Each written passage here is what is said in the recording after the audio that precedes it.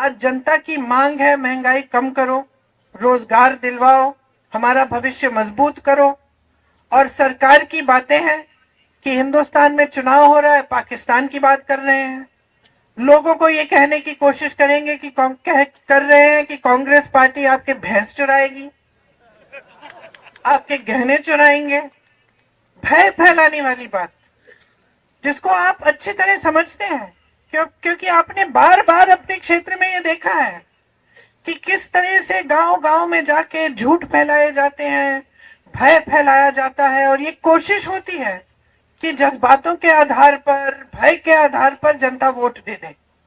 और यही जो सिलसिला है, इसने हमारे लोकतंत्र को कमजोर किया है। आज अगर ये लोग चुनाव के मंच पर आकर पाकिस्तान की बात,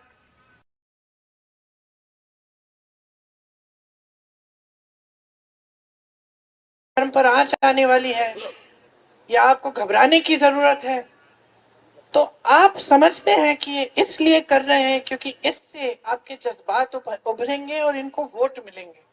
और एक बार इनको वोट मिल जाता है, इनको सत्ता मिल जाती है, तो आपने खुद अनुभव किया है कि 10 सालों में आपके लिए क्या नहीं किया है, क्या किया है इन्होंने। कुछ नहीं किया। जो प्रोजेक्ट ये दिखा रहे हैं अपने इश्तिहारों में, ज्यादातर वो प्रोजेक्ट कांग्रेस के जमाने में पास हुए, तब शुरू हुए, अब जाके बन रहे हैं।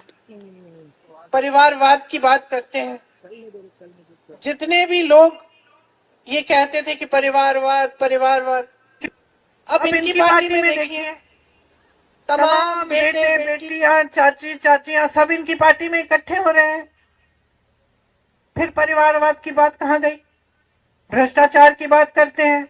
सबसे बड़ा भ्रष्टाचार का तो स्कीम इन्होंने निकाला है, इलेक्टोरल बॉन्ड का स्कीम।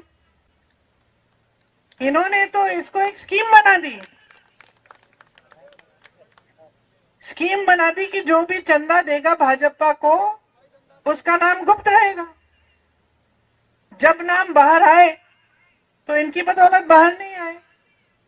बाहर आए इसलिए क्योंकि सुप्रीम कोर्ट में केस लगा और न्यायाधीशों ने बोला कि बाहर निकालो लिस्ट। अब सूची देखिए, और ये सब बातें आपको समझानी चाहिए लोगों को। किस किस से चंदा लिया है? जिसने गुजरात में वो पुल बनाया, जो पुल गिर गया, जिसमें सैकड़ों लोगों की जिंदगी गई, उस पुल बनाने वाली कंपनी से चंदा लिया। वैक्सीन बनाने वाली कंपनी से 52 करोड़ रुपए चंदा लिया। जिसको धमकाया था, जिसपे छापे लगाए थे, उनसे चंदा लिया, छापे बंद। जिसपे केस लगाए थे, चंदा लिया, केस बंद या ठंडे बस्ते में। और इसका नतीजा क्या हुआ कि भाजपा दुनिया की सबसे अमीर पार्टी बन गई। दुनिया की सबसे अमीर पार्टी है वो। आपकी भावनाएं कैसे समझ पाएंगे? आपने हमेशा जो काम किया है, एक भी पैसा लेने के बिना किया है। आपको वेतन नहीं मिलता, आप कांग्रेस के कार्यकर्ता हो, आप जन सेवा करते हो, सेवा की भावना से करते हो। उन्होंने दुनिया भर का चंदा इकट्ठा करके अपनी पार्टी को दुनिया की सबसे अमीर पार्टी बना दी। और वो कहते हैं कि कांग्रेस पार्टी भ्रष्ट है। कांग्रेस के खाते बंद कर देते हैं चुनाव के समय, 2-2 सीएम को जेल में डाल देते हैं चुनाव के समय। ये सब क्यों कर रहे हैं? सिर्फ सत्ता में रहने के लिए। इनकी बड़े बड़े खरबपतियों के साथ सांठगांठ है। 16 लाख करोड़ रुपए उनको माफ किए हैं। जो हमारा किसान 10,000 रुपए के लिए, 50,000 रुपए के लिए आत्महत्या कर रहा है क्योंकि वो कर्ज चुका नहीं पा रहा है, अपनी बेटी की शादी करा नहीं पा रहा है, उसके लिए एक पैसा माफ नहीं। आज ये है परिस्थिति और सच्चाई इस सरकार की। आप टीवी चलाएंगे तो आपको ये सच्चाई नहीं दिखेगी। आप टीवी चलाएंगे तो आपको सब सुनहरा दिखेगा। आपको दिखेगा कि देश आगे बढ़ रहा है, G20 हो रहा है, राष्ट्रपति और प्रधानमंत्री अलग अलग दुनिया के अलग अलग देशों की प्रशंसा कर रहे हैं। आपको बताया जाता है कि मोदी जी इतने बड़े नेता बन गए हैं कि वो चुटकी भर में युद्ध रोक सकते हैं पूरी दुनिया में। बहुत बढ़िया, रोकिए, फिर युद्ध रोकिए, लेकिन उसके साथ साथ एक आध रोजगार भी तो दिलवा दीजिए देश में। इतनी सत्ता है, इतने बड़े नेता हो, 10 साल से तुम्हारी सरकार है, जो किया है उसके बारे में तो बताइए जनता को। लेकिन जनता का इस कदर निरादर हो रहा है आज हमारे देश में कि नेता समझ गए हैं कि उनको जनता को कोई के प्रति कोई जवाबदेही नहीं है, उनकी जवाब देने की जरूरत ही नहीं है। एक बात मेरे मन में बैठ गई, जब मैं यहाँ 22 में चुनाव के लिए काम कर रही थी, बघेल जी आए थे और मैंने कहा था उनके लिए एक हमने आयोजित किया था एक प्रोग्राम जिसमें वो बिजनेस के लोगों से वो उनकी बातचीत हो रही थी। तो उसके बाद जब बघेल जी आए और मैंने पूछा कि भाई कि कैसा रहा प्रोग्राम, तो वो बताने लग गए कि दीदी यहाँ एक बड़ी अजीब परिस्थिति है। मैंने कहा क्या? कहते सवाल नहीं पूछते, ज्यादा थोड़े डरे हुए हैं लोग। तो मैंने कहा आपको क्या लगता है क्यों? कहते हैं दबाव रहता होगा, सरकार का दबाव रहता होगा। फिर उन्होंने एक बात कही, कहा है कि दीदी हमारे छत्तीसगढ़ में तो एकदम अलग है। मैंने कहा क्यों? कहते देखिए हमारा जब ध्यान काम पे रहता है ना, तो जनता हमको कुछ भी पूछ सकती है। हमें मालूम है कि हमें काम के आधार पर वोट लेना है, तो हमारी जवाबदेही जनता के प्रति रहती है। यहाँ पे क्या परिस्थिति है, उत्तर प्रदेश की बात कर रहे थे कि वोट लेने के समय नेता जानता है कि धर्म की बात करेगा उसको वोट मिल जाएगा, तो एक तरह से उसने अपनी जवाबदेही खत्म कर दी है। क्योंकि अब वो जान गया है कि चुनाव के समय मैं जज्बातों की बात कर दूंगा, मैं धर्म की बात उठा दूंगा, वोट तो मुझे मिलने ही मिलने हैं, तो फिर मैं काम क्यों करूं?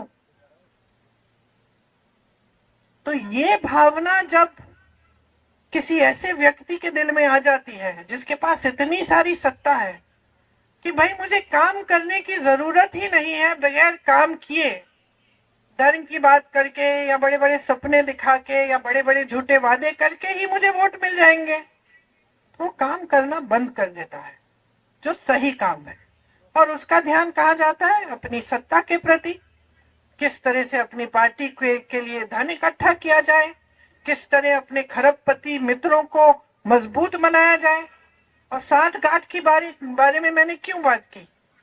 क्योंकि आज देश की पूरी मीडिया बड़े बड़े खरबपतियों की है।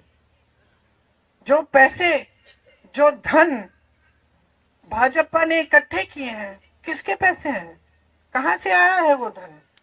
जो 16 लाख करोड़ रुपए माफ किए गए हैं इन खरबपतियों को, वो किसका धन है?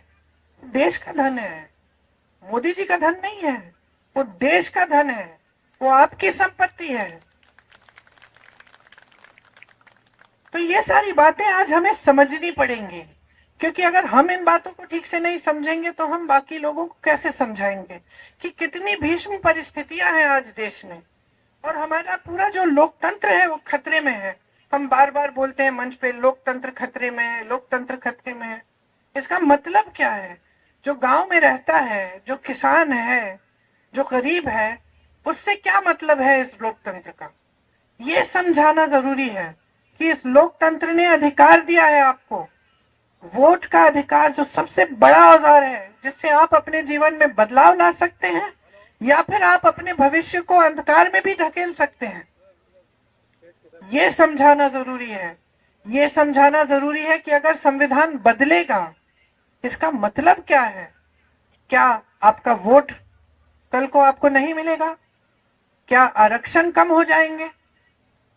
क्या जो आपके अधिकार हैं, जैसे कांग्रेस ने आपको भोजन का अधिकार दिया, जनता को शिक्षा का अधिकार दिया, इनका क्या होगा अगर संविधान बदलेगा?